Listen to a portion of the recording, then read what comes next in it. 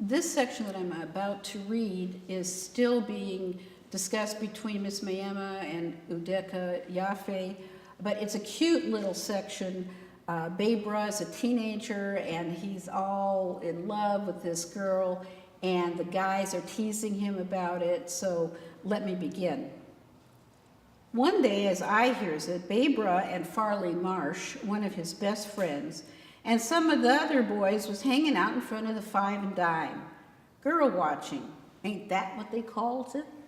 The boys was telling jokes, breaking out in laughter, elbowing each other. Then one says, if and I hear that story just one more time, I is gonna lose my mind. Besides, I don't believe a word of it no ways.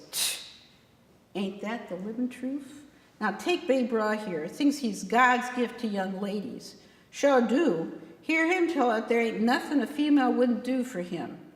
Bebra breaks in, disclaiming, ain't never said no such a thing.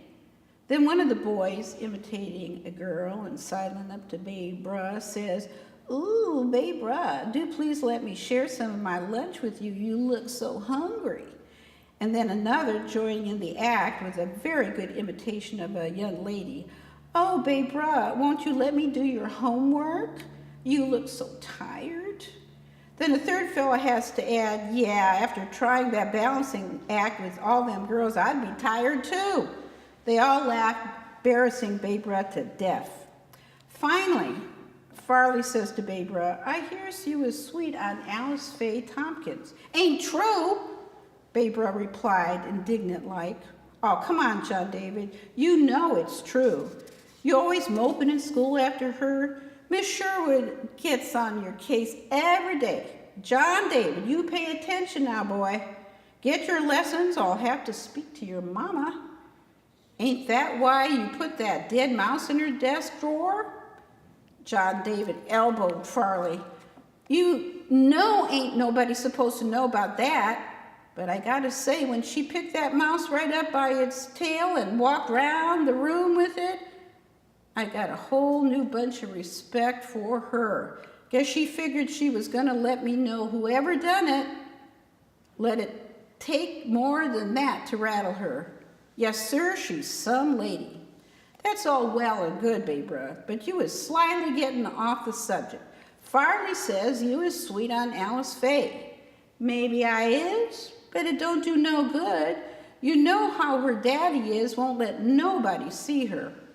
Well, speaking of the devil, ain't that Alice Faye coming straight this way? Nah, that ain't her. Sure enough is, says Farley. Here she's walking up now, giving you the eye. And there you go, pretending not to see her. Bebra, you know you've been trying to get next to her for the longest. She passes them and goes into the store. Some of the boys were whistling, and others began to imitate her girlish walk. You can only imagine how embarrassed Bebra was then. I tell you, I ain't hardly even talked to her before, he insisted. Probably speaking the truth there. She ain't never given him the time of day, so I hears. They all laughed then. Bet you're just scared, says one of the other boys. Am not. Scared of what? Scared of her daddy. Give you 2 bits if you walk her home after she comes back out of this here store. You is on. Not long after that, Alice Faye leaves the store with a Coke in her hand and a bag of groceries in the other. There she is, Farley said excitedly. I sees her, Bebra answered, all annoyed like.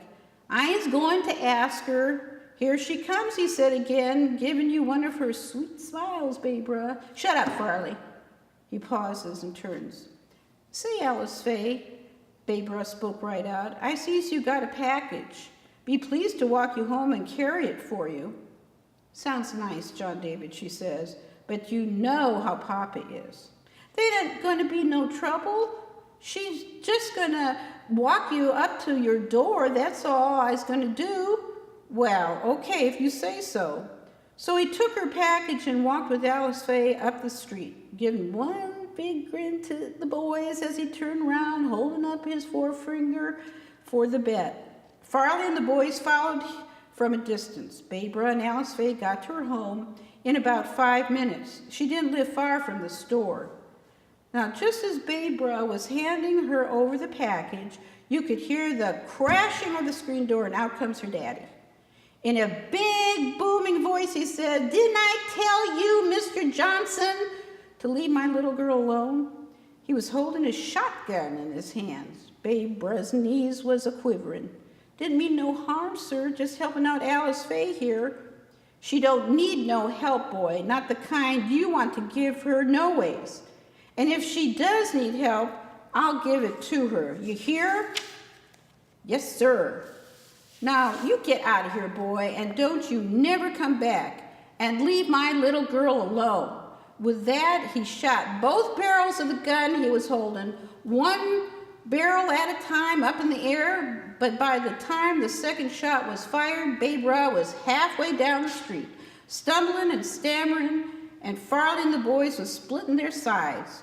Barbara was never going to live that down. Now, this section illustrates the kind of poverty Barbara and his friends experience, though it's from a kind of humorous take.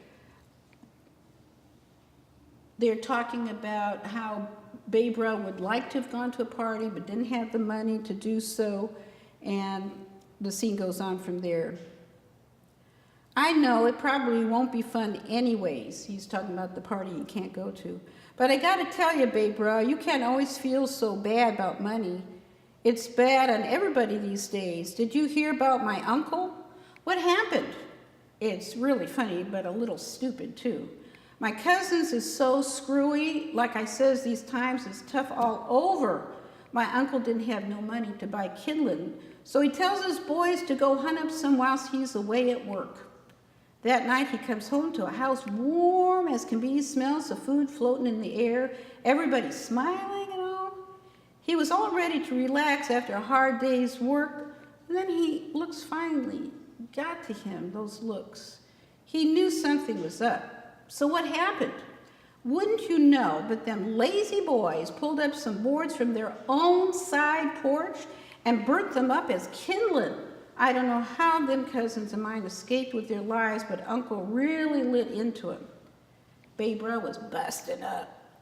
"But to top it all," Farley added, "I hear the owner's making them move out next week. Can't say as I blame him, but where is they going to live?" "Well, if I was you, Farley, I'd keep guard on my own house, or one day the place you used to call home is going to be relocated."